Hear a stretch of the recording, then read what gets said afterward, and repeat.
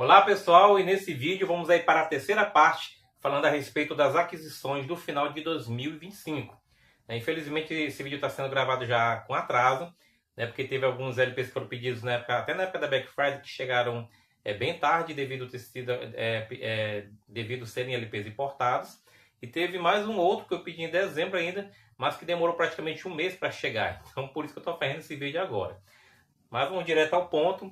O primeiro que eu quero mostrar aqui das aquisições já de dezembro é o LP Razão de Viver da Melissa, esse álbum de 93, que na época ele foi bem divulgado pela Rede Record de televisão através de comerciais, na TV.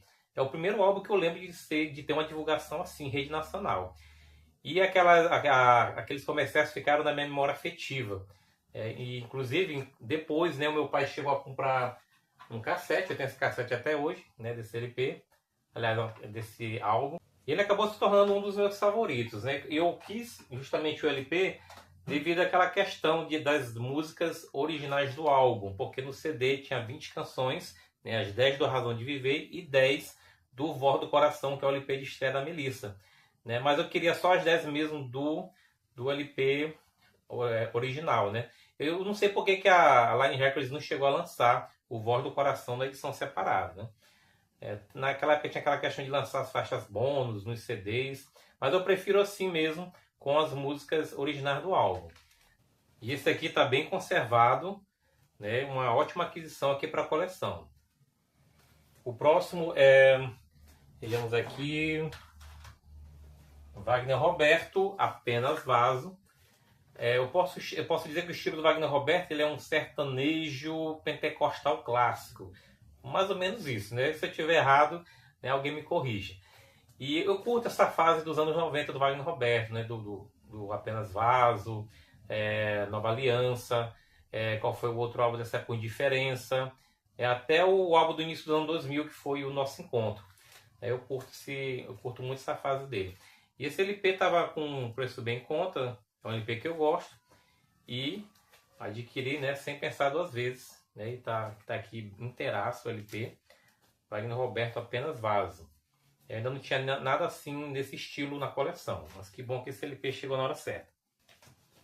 O próximo foi justamente aquele que eu falei que demorou um mês para chegar, não sei por que demorou tanto, Essas transportadoras sempre nos surpreendem.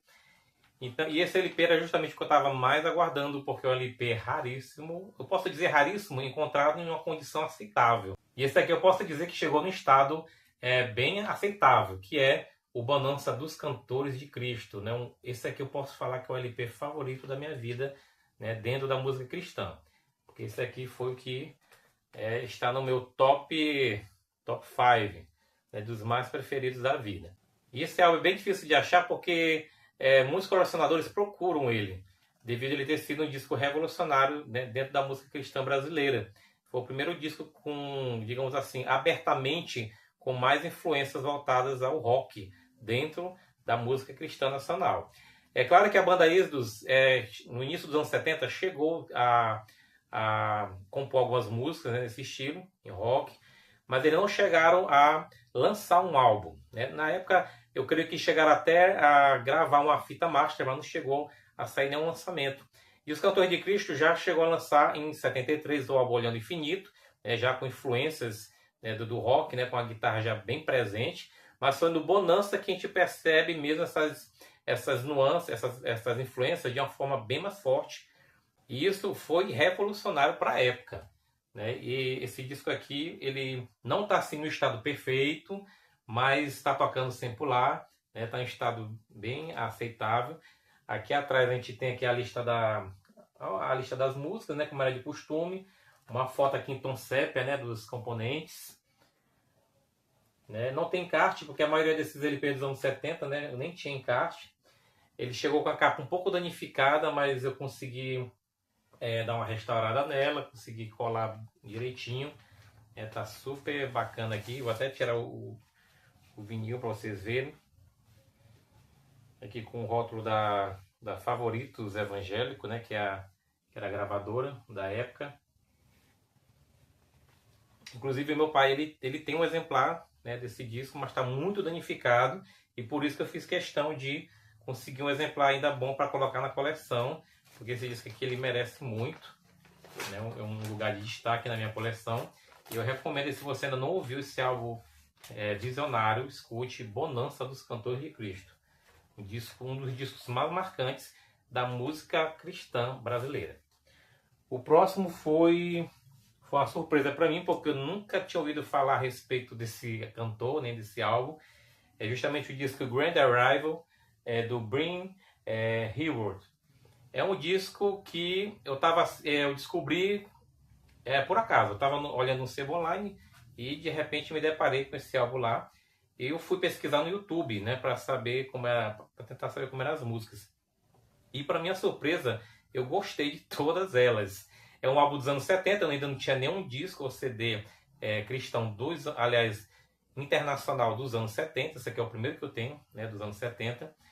E ele tem um estilo que eu acho muito massa, que é esse rock setentista, né, com aquelas influências do Jesus Movement. Apesar de que o Jesus Movement ele foi lá nos Estados Unidos, mas algumas influências, né, desse movimento também alcançaram, né, outros países. Porque no caso aqui do Bring, ele é britânico, né, ele é inglês, mas você nota essas influências do Jesus Movement também aqui nesse disco. É um disco que tem assim, algumas letras evangelísticas, outras de louvor e adoração, e até mesmo letras românticas, né? O que eu achei bem interessante para a época. Aqui tem um encarte muito bacana, que tem aqui uma silhueta de uma pomba, né, voando, e a letra das músicas. Na verdade, isso aqui é um encarte envelope, né? O disco vem aqui dentro desse envelope. E eu fui procurar essas letras na internet e não encontrei nenhuma. Aí eu falei, rapaz, não tem nenhuma letra desse álbum na internet. Pois eu vou lá, eu vou colocar as letras. Eu fui lá no letras.mus.com e cadastrei cada uma das letras desse álbum. Para que outras pessoas também tenham acesso, né, às composições, né, às traduções das músicas desse disco. Que eu achei muito bacana. Para mim isso aqui foi a grande revelação em 2025. Essa minha cópia aqui, ela é uma cópia promocional. Eu vou até mostrar para vocês, mas não tem problema se a cópia é promocional ou não. Eu não tenho esse preconceito em relação a isso, né? Inclusive está até aqui, né, dizendo aqui no selo, no rótulo, né, Promotion Copy. Né? E o próximo disco é o Inconsti Volume 2 da Amy Grant.